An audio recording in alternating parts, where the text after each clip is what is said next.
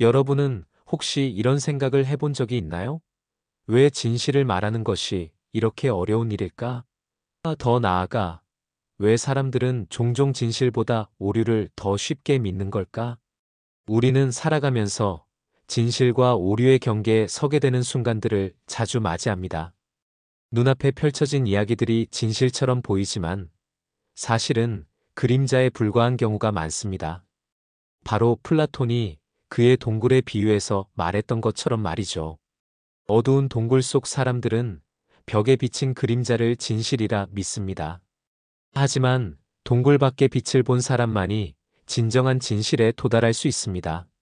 문제는 빛을 본 사람이 다시 동굴로 돌아가 다른 사람들에게 진실을 말하려 할 때 그들이 이를 받아들이지 않는다는 데 있습니다. 그렇습니다. 진실은 언제나 소수의 몫입니다. 반대로 오류는 대중에게 더 쉽게 스며듭니다. 왜냐하면 오류는 듣기 좋고 간단하며 종종 우리의 기대를 충족시키기 때문입니다. 하지만 진실은 때로 고통스럽고 복잡하며 우리의 믿음을 깨뜨리는 경우가 많습니다. 그렇기에 진실을 말하는 사람은 대개 외로움과 오해를 감수해야 합니다. 여기서 우리는 질문을 던지게 됩니다. 그렇다면 진실을 말하는 것이 가치가 있는 일일까? 바로 이 지점에서 지혜로운 사람들의 가르침이 떠오릅니다. 소크라테스는 말했습니다. 진실을 말하는 일은 영혼의 산파 역할을 하는 일이다. 하지만 그는 끝내 독배를 마시며 목숨을 잃었습니다. 반면 동양의 공자는 군자는 말이 적고 행동이 많아야 한다고 가르치며 진실을 말하는 데에도 신중함과 타이밍이 필요하다고 역설했습니다. 우리는 진실을 말할 때 그 말이 처음의 의도와는 다르게 왜곡될 수 있다는 것을 기억해야 합니다. 지혜로운 사람은 이 위험을 알고 있습니다. 그래서 그는 많은 사람들 앞에서 성급히 말하지 않습니다. 오히려 신중히 침묵을 지키며 자신을 이해할 수 있는 소수의 올바른 사람들 앞에서만 입을 엽니다. 그는 자신이 하는 말의 무게를 아는 것입니다. 또 한 가지 생각해 볼 점은 왜 사람들은 오류에 더 쉽게 동조할까요? 여기에는 심리학적 이유가 존재합니다. 사람들은 자기 믿음과 일치하는 정보를 더 쉽게 받아들이고 자신에게 불편한 진실을 외면하는 경향이 있습니다. 이를 확증 편향이라고 하죠. 결국 오류는 우리를 위로하거나 즐겁게 만들어주는 반면 진실은 때로 불편한 깨달음을 안겨줍니다. 역사 속에서도 우리는 진실이 대중에게 외면당한 사례를 쉽게 찾아볼 수 있습니다. 갈릴레오를 떠올려 보세요. 그는 지동설을 주장하며 과학적 진실을 밝혔지만 당시 대다수의 사람들은 이를 받아들이지 않았습니다. 대중의 믿음은 오류에 기울어져 있었고 그는 교회의 심판을 받아야 했습니다. 그러나 시간이 흐르면서 그의 진실은 결국 세상에 받아들여졌습니다. 진실은 흔히 고독한 길을 걷지만 결국 역사를 바꾸는 힘을 가지고 있습니다. 여러분은 어떻게 생각하시나요?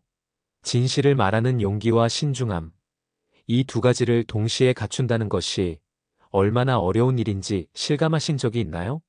진실은 소수의 몫이고 오류는 흔합니다. 하지만 우리는 그 소수의 진실이야말로 우리를 앞으로 나아가게 하는 원동력임을 기억해야 합니다.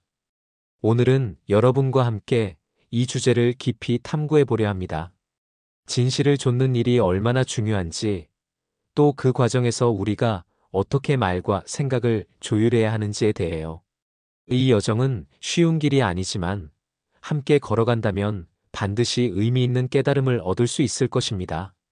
진실을 알아보고 말하는 이 여정을 저와 함께 시작해 보시겠어요?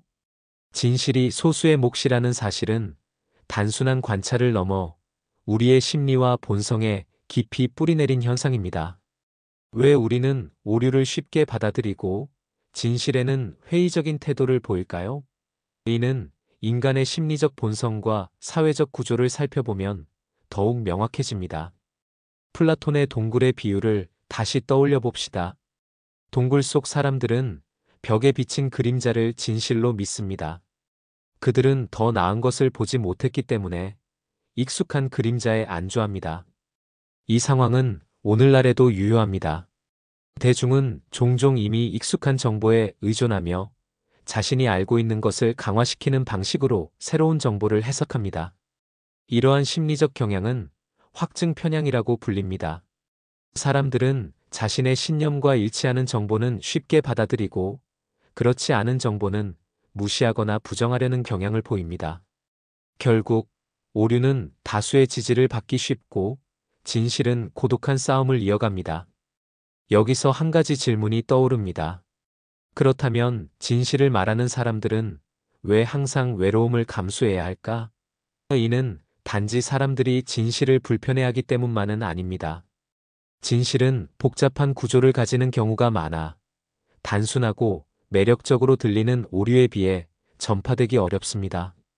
이를테면 이 약은 모든 병을 낫게 합니다라는 단순하고 듣기 좋은 거짓말은 쉽게 퍼지지만 이 약은 특정한 조건에서만 효과가 있습니다라는 복잡한 진실은 훨씬 전파되기 어렵습니다. 동양 철학에서도 우리는 진실과 오류의 대조를 흥미롭게 발견할 수 있습니다. 명심보감에서는 말은 신중히 하되 행동으로 증명하라는 가르침을 통해 진실이 단순히 말로만 증명될 수 없음을 시사합니다. 진실은 많은 경우 오랜 시간과 경험을 통해 드러나며 단순히 말로 설득하려 할 때 사람들에게 오히려 거부감을 줄 수 있습니다. 공자의 가르침에서도 이와 유사한 메시지가 반복됩니다. 그는 군자는 행동으로 자신의 말에 신뢰를 더한다고 말하며 진실은 말이 아닌 삶으로 보여주어야 한다고 강조했습니다. 그러나 대중이 오류를 쉽게 믿는 심리에는 또 다른 이유도 존재합니다. 사람들은 종종 진실보다 자신을 위로해주는 이야기를 더 선호합니다. 오류는 듣기 쉽고 때로는 희망을 주며 불안한 현실로부터 잠시 도피할 수 있는 도구로 작용합니다. 반면 진실은 때때로 불편한 깨달음을 요구하고 우리가 기피하고 싶은 현실과 마주하도록 강요합니다. 이런 이유로 사람들은 오류를 더 자주 선택하게 됩니다. 그렇다면 지혜로운 사람들은 이런 상황 속에서 어떻게 행동해야 할까요? 노자는 도덕경에서 말을 많이 하면 패한다는 구절로 신중하게 말할 것을 권장했습니다. 그가 말하는 패배란 단순히 논쟁에서 지는 것을 의미하지 않습니다. 진실이 다수의 오류에 밀려 왜곡되거나 무시당하는 위험을 경고하는 것입니다. 노자는 진실이 반드시 많은 말로 전파되어야 할 필요는 없다고 믿었습니다. 대신 진실은 적절한 시간과 장소에서 이해할 수 있는 소수에게 전해지는 것이 더 큰 힘을 가질 수 있다고 보았습니다. 마키아벨리는 군주론에서 군주가 진실을 말하기보다 필요에 따라 거짓을 말할 수 있다고 주장했습니다. 이와 같은 냉혹한 현실주의는 우리가 종종 진실보다 오류가 더 큰 힘을 가지는 세상에서 살아가고 있음을 보여줍니다. 하지만 마키아벨리가 강조한 또 다른 부분은 진실은 그 자체로 언제나 힘을 잃지 않는다는 것입니다. 그가 말하는 군주조차도 결국 진실의 흐름에 적응해야만 생존할 수 있다는 점을 잊지 말아야 합니다. 결국 진실과 오류의 싸움은 단순히 말로만 이루어지지 않습니다. 진실을 전하려는 사람은 자신의 행동과 신념으로 이를 증명해야 합니다. 많은 사람 앞에서 목소리를 높이기보다는 자신의 말을 이해할 수 있는 소수에게 신중히 뜻을 전하고 그것을 삶으로 보여주는 것이야말로 진실이 오래도록 빛을 발하는 길입니다. 진실은 소수에게만 받아들여질 때도 있지만 그 소수의 힘으로 세상을 변화시킬 수 있습니다.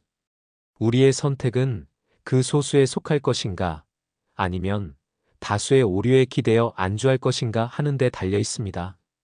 진실을 말하는 것이 어렵고 오류가 쉽게 퍼지는 이유는 말 자체가 가진 힘과 위험성 때문이기도 합니다. 말은 단순히 생각을 전달하는 도구가 아닙니다. 그것은 다른 사람의 생각과 감정을 자극하고 때로는 세상을 바꿀 만큼 강력한 영향을 미칩니다. 하지만 이러한 힘은 제대로 사용되지 않으면 상처를 주거나 오해를 불러일으킬 수도 있습니다. 그래서 지혜로운 사람들은 말의 무게를 누구보다 깊이 이해합니다. 소크라테스는 이를 누구보다 잘 보여주는 철학자입니다. 그는 질문과 대화를 통해 사람들이 스스로 진실에 도달하도록 돕는 삼파수를 사용했습니다. 하지만 그는 직접적인 주장이나 명령을 피했습니다. 왜냐하면 사람들에게 진실을 직접적으로 강요하려 할 때 오히려 저항과 적대감을 불러일으킬 수 있다는 점을 알았기 때문입니다. 그는 대화를 통해 상대방이 스스로 깨닫도록 했습니다. 하지만 그의 이러한 접근에도 불구하고 당시 사회는 그를 오해했고 그는 결국 독배를 마셔야 했습니다. 소크라테스의 침묵과 질문은 단순히 말을 아끼기 위해서가 아니라 말의 힘이 갖는 위험성을 제대로 이해했기 때문이었습니다. 동양 철학에서도 말의 위험성과 침묵의 지혜를 강조한 사례는 많습니다. 노자는 도덕경에서 아는 자는 말하지 않고 말하는 자는 알지 못한다라고 했습니다. 이는 단순히 침묵을 미덕으로 삼으라는 것이 아닙니다. 자신의 말이 오해받거나 왜곡될 수 있음을 알기에 말을 신중히 선택하라는 경고에 가깝습니다. 노자의 철학에서 말은 도구일 뿐이며 진정한 지혜는 말 없이도 행동과 태도를 통해 드러난다고 믿었습니다. 지혜로운 사람은 대중 앞에서 자신의 말을 신중히 다룹니다. 그의 말은 의도와 다르게 왜곡되거나 어리석은 사람들의 입을 통해 전해지며 처음의 의미를 잃을 수 있음을 알기 때문입니다. 이러한 상황은 오늘날에도 자주 일어납니다. 소셜미디어와 같은 공간에서는 한마디 말이 의도와 상관없이 퍼지고 왜곡되어 새로운 갈등을 만들어냅니다. 이처럼 말의 본래 의미가 흐려지기 쉬운 세상에서 지혜로운 사람은 말하기보다 침묵을 택하거나 필요한 순간에만 입을 여는 법을 압니다. 그렇다고 해서 침묵이 모든 상황에서 해결책이 되는 것은 아닙니다. 공자는 말했습니다. 군자는 침묵하되 할 말은 해야 한다. 그는 올바른 사람들과의 대화 속에서 진실이 더 잘 전달될 수 있음을 강조했습니다. 많은 사람 앞에서 성급히 진실을 말하는 대신 자신을 이해할 수 있는 소수의 사람들과 신뢰 속에서 진실을 나누는 것이 효과적일 수 있다는 뜻입니다. 이는 현대에서도 여전히 유효한 교훈입니다. 사람들에게 진실을 알리고 싶다면 그 진실을 수용할 준비가 된 사람들을 찾아야 한다는 것입니다. 지혜로운 사람들은 불필요한 반박을 피합니다. 누군가를 설득하려 하기보다는 상대방이 스스로 깨닫기를 기다립니다. 이들의 목표는 논쟁에서 이기는 것이 아니라 진실이 올바른 자리에서 빛을 발하도록 하는 것입니다. 이는 단순히 언쟁을 피하기 위한 소극적인 자세가 아닙니다. 오히려 말의 타이밍과 대상을 신중히 선택함으로써 진실의 가치를 지키는 능동적인 선택입니다. 우리는 종종 말이 진실을 드러내는 가장 강력한 수단이라고 믿습니다. 그러나 지혜로운 사람들은 그것만으로는 충분하지 않다는 것을 알고 있습니다. 말이 진실을 드러낼 수 있지만 그것이 곧바로 받아들여지거나 제대로 전달된다는 보장은 없습니다. 그래서 그들은 때로 침묵 속에서 행동으로 진실을 증명합니다. 그들의 침묵은 겁이나 회피의 결과가 아니라 오히려 진실의 무게를 아는 사람만이 가질 수 있는 깊은 내면의 신뢰를 반영합니다. 결국 진실을 말하거나 침묵하는 선택은 단순히 개인의 문제가 아닙니다. 그것은 진실을 둘러싼 관계와 상황, 그리고 타인의 준비 상태를 고려한 깊은 지혜에서 비롯됩니다. 우리는 과연 그 지혜를 가지고 있을까요? 지금 이 순간 우리가 말하고자 하는 진실이 과연 필요한 말인지 아니면 침묵 속에서 더 빛날 수 있는지 다시 한번 생각해 볼 때입니다. 말이 가진 힘과 위험성은 진실과 오류의 경로에서도 명확히 드러납니다. 오류는 대개 단순하고 매혹적이며 전파 속도 또한 매우 빠릅니다. 반면 진실은 복잡하고 때로는 불편한 진실을 요구하기 때문에 더디게 퍼지는 경향이 있습니다. 이러한 현상은 우리의 사고방식과 사회적 구조에 깊이 뿌리내려 있습니다. 오류는 왜 이렇게 쉽게 확산될까요?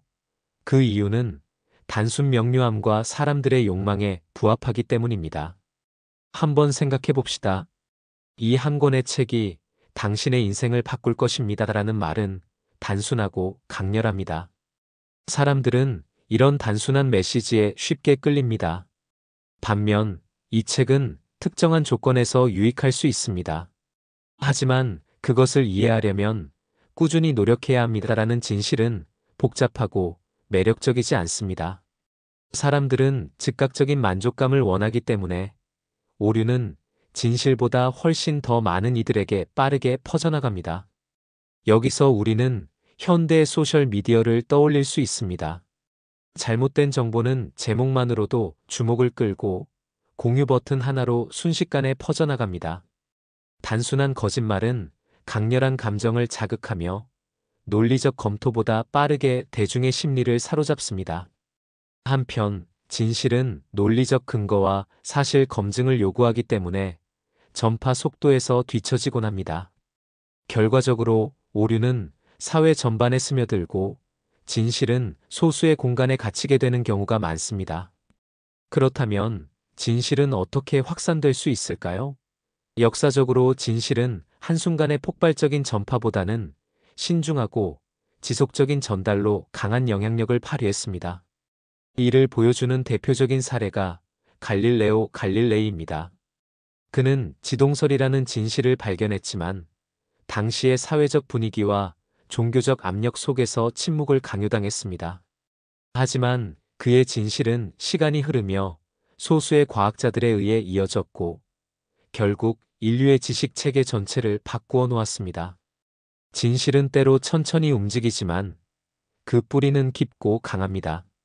이 과정에서 우리는 또 한 번 지혜로운 사람들의 역할을 떠올리게 됩니다.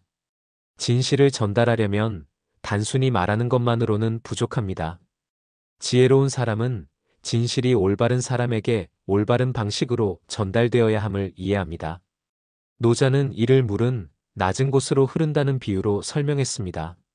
진실은 자신의 자리를 찾아가기 마련이며 억지로 퍼뜨리려 하기보다는 그것을 수용할 준비가 된 이들에게 닿아야 한다는 것입니다. 마키아벨리 또한 이와 비슷한 현실적인 조언을 남겼습니다.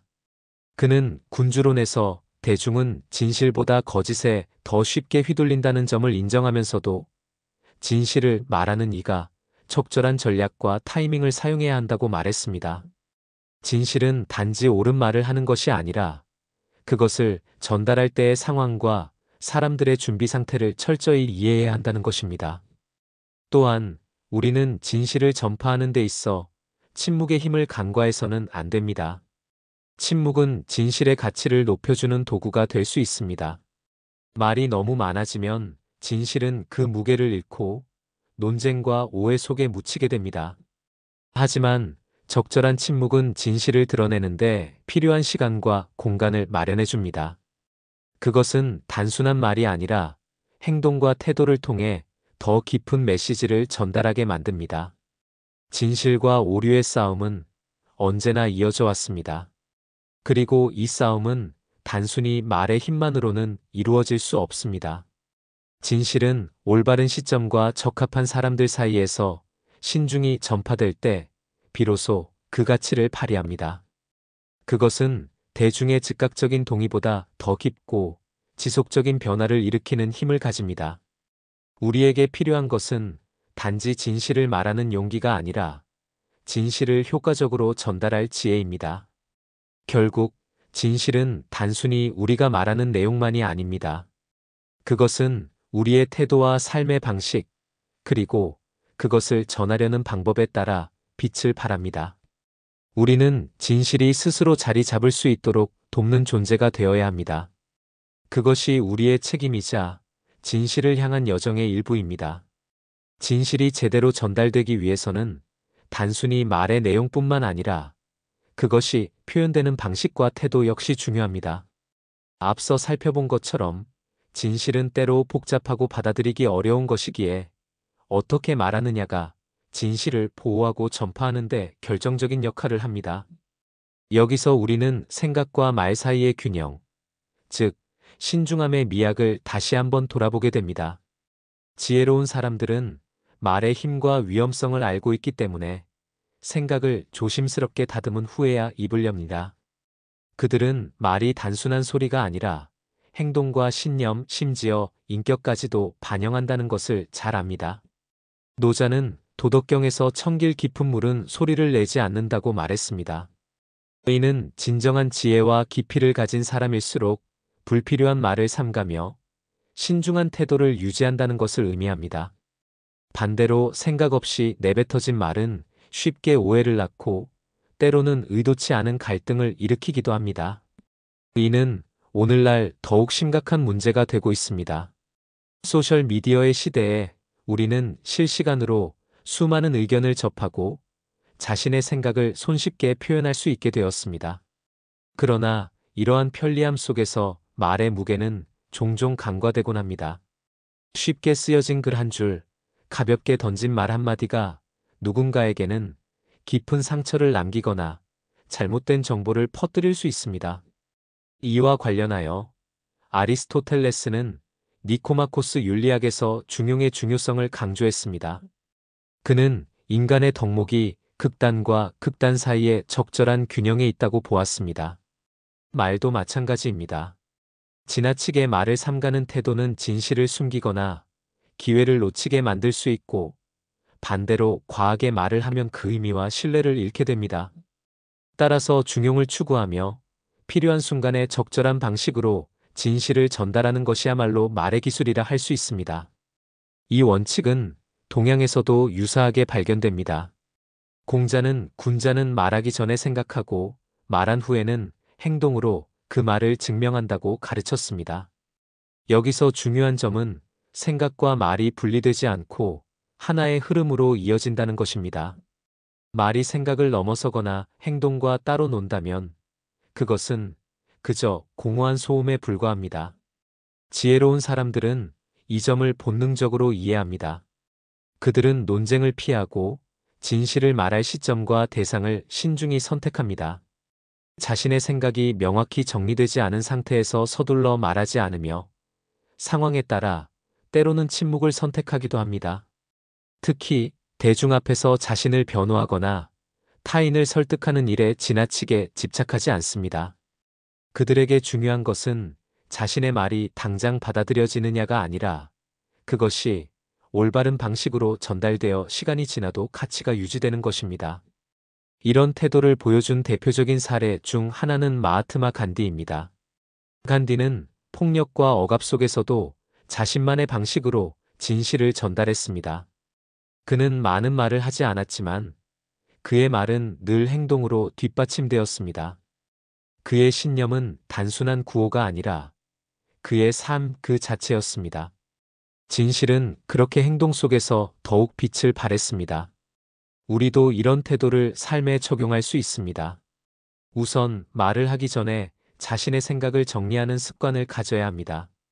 내가 지금 하려는 말이 진실을 드러내는가, 아니면 단순히 나의 감정을 배출하려는 것인가를 돌아보는 것이 중요합니다. 또한 대화를 나눌 때는 상대방의 입장을 고려하고 그들의 이해와 수용 가능성을 존중해야 합니다. 말이 단순히 전달되는 정보가 아니라 신뢰와 공감을 쌓는 도구가 되어야 합니다. 결국 진실은 단순히 아는 것에서 끝나지 않습니다. 그것은 생각과 말, 그리고 행동을 통해 세상과 연결됩니다.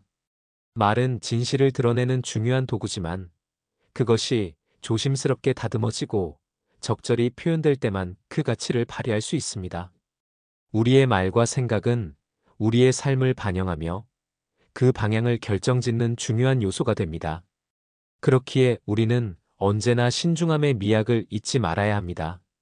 생각과 말이 신중함과 균형을 이룰 때 우리는 비로소 진실을 좇는 삶의 길 위에 설 수 있습니다. 앞서 살펴본 것처럼 진실은 복잡하고 때로는 외로운 여정입니다. 그러나 그 여정 속에서 우리는 자신의 삶을 더욱 깊고 의미 있게 만들 수 있습니다.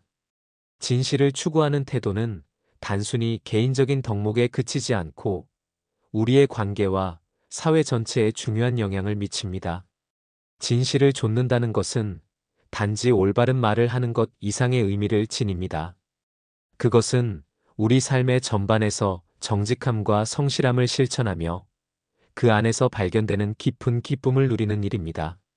우리는 진실을 통해 자신을 더 잘 이해하고 타인과의 관계에서도 신뢰를 쌓을 수 있습니다. 그 신뢰는 단순히 말을 잘하거나 논리적으로 설득하는 능력에서 나오지 않습니다. 그것은 우리가 진실에 기반해 살아가고 있다는 삶의 태도에서 자연스럽게 드러납니다. 동양의 철학자 주인은 진실은 내면에서 시작해 밖으로 드러난다고 말했습니다. 이 말은 우리가 진실을 좇기 위해서는 먼저 자신의 내면을 들여다보고 스스로에게 정직해야 함을 뜻합니다. 우리는 종종 외부에서 진실을 찾으려 하지만 진실의 시작은 언제나 우리 자신 안에 있습니다. 자신이 믿는 것에 확신을 갖고 그것을 바탕으로 세상을 바라볼 때 우리는 비로소 진실에 가까워질 수 있습니다. 서양 철학에서도 비슷한 통찰을 발견할 수 있습니다. 데카르트는 나는 생각한다, 고로 존재한다는 명제를 통해 인간의 사유와 존재의 본질을 연결지었습니다. 이 명제는 단순히 사고의 중요성을 넘어 우리가 진실을 추구하는 과정에서 스스로를 얼마나 깊이 이해해야 하는지를 보여줍니다. 생각은 우리 존재의 뿌리이며 이 뿌리가 튼튼할수록 우리의 말과 행동은 더욱 신뢰를 얻게 됩니다. 그러나 진실을 좇는 일에는 용기도 필요합니다. 진실은 때로 우리를 불편하게 만들고 이미 익숙한 것들을 포기하게 합니다. 진실을 말하는 일이 때로는 갈등을 불러일으킬 수도 있습니다. 그래서 지혜로운 사람들은 진실을 말할 시점과 방식에 대해 늘 고민합니다.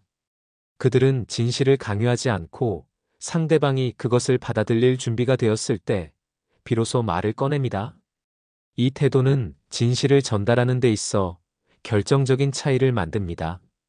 우리는 흔히 진실이 무언가 거창하고 특별한 것이라고 생각합니다. 그러나 진실은 종종 일상의 작은 선택 속에 숨어 있습니다.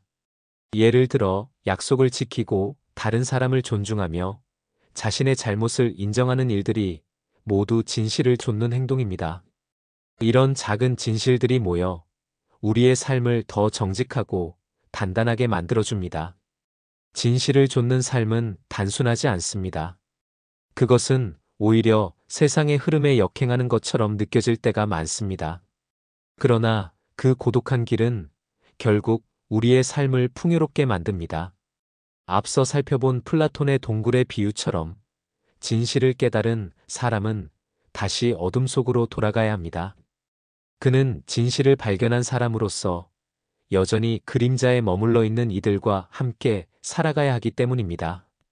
이 과정에서 진실을 전하는 일은 때로 고통스러울 수 있지만 그것이야말로 진실을 좇는 사람의 책임이자 사명입니다. 우리는 모두 진실과 오류가 공존하는 세상 속에서 살아가고 있습니다. 오류는 쉽게 퍼지고 때로는 우리의 귀를 즐겁게 합니다. 반면 진실은 시간이 걸리며 우리를 불편하게 만들기도 합니다. 하지만 진실은 늘 우리를 더 나은 곳으로 데려다 줍니다. 진실을 좇는 길은 그 자체로 삶을 깊고 가치 있게 만들어주는 과정입니다. 진실은 소수의 몫이고 오류는 흔하다는 사실은 변하지 않을지도 모릅니다. 하지만 이 세상을 변화시키는 것은 언제나 그 소수의 진실입니다. 우리는 모두 그 소수에 속할 수 있습니다. 그것은 용기와 신중함, 그리고 지혜를 통해 이루어지는 선택의 문제입니다. 진실을 말하는 사람이 되고 진실 속에서 살아가기를 선택하는 것. 그것이 우리에게 주어진 가장 중요한 사명일 것입니다.